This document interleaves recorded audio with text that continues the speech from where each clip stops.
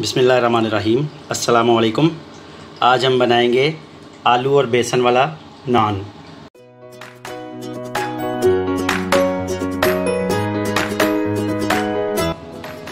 दरमियाने size के 2 से 3 प्याज हैं।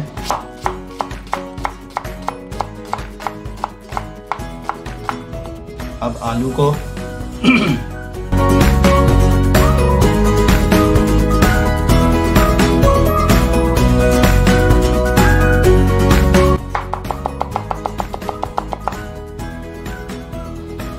एक थोड़ा बड़े साइज़ का आलू है और एक ये छोटे साइज़ का।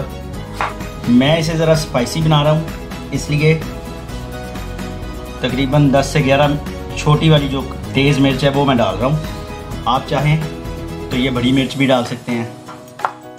इस तरह से बहुत बारीक काट कर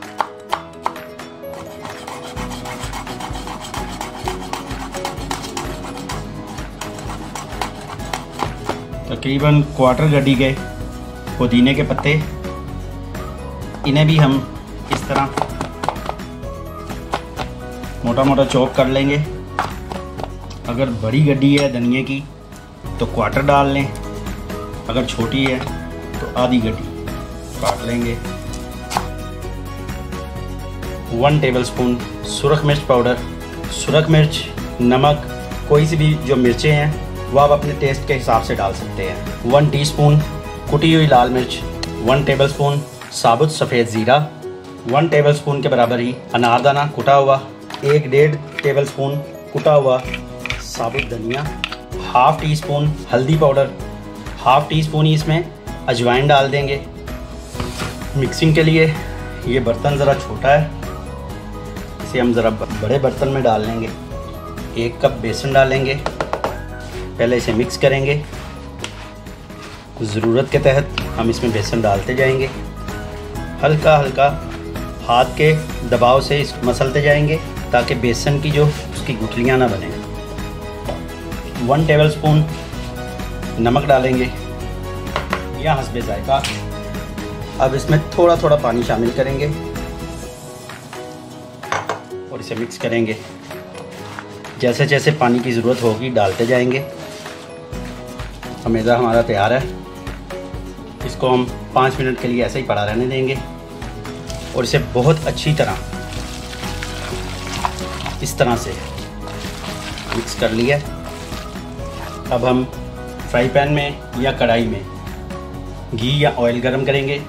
ऑयल को हल्की आंच पर गरम करेंगे, बहुत ज़्यादा गरम नहीं करेंगे। इसके लिए नान ताज़ा होना चाहिए।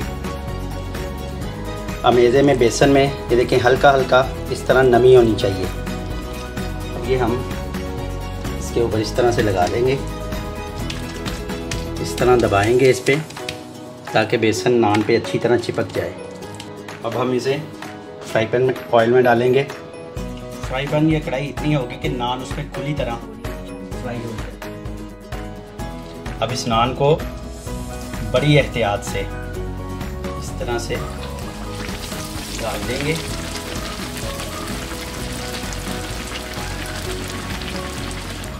चूल्हे की आंच बिल्कुल हल्की रखेंगे।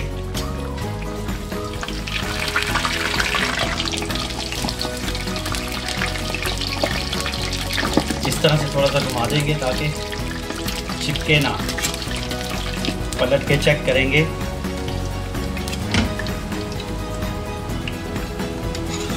बेसन पक चुका है। अब इस तरह से थोड़ा दबा देंगे। दूसरी साइड से नान को पकाने की ज़रूरत नहीं है। जैसे हम घर में पकोड़े बनाते हैं उसी तरह हम बेसन वाला नान इसी तरह बना सकते हैं। नान पक चुका है, इसे अब निकाल लेंगे। बहुत ही खस्ता, बहुत ही मज़ेदार खुशबू भी है और देखने में भी बहुत ही मज़ेदार है। आप ज़रूर ट्राई कीजिए, बहुत ही सिंपल रेसिपी है। वीडियो पसंद आए तो लाइक कीजिए, शेयर कीजिए, चैनल को सब्सक्राइब कीजिए और बेल आइकन को ज़रूर दबा दीजिए ताकि मेरी हर आने वाली वीडियो आप तक पहुंच सके। खुश रहें, आबाद रहें। अल्लाह ताला आपको अपने हिफ्ज़-ओ-अमान में रखे। इजाज़त दीजिए अवैस खालिद को। अल्लाह हाफिज़।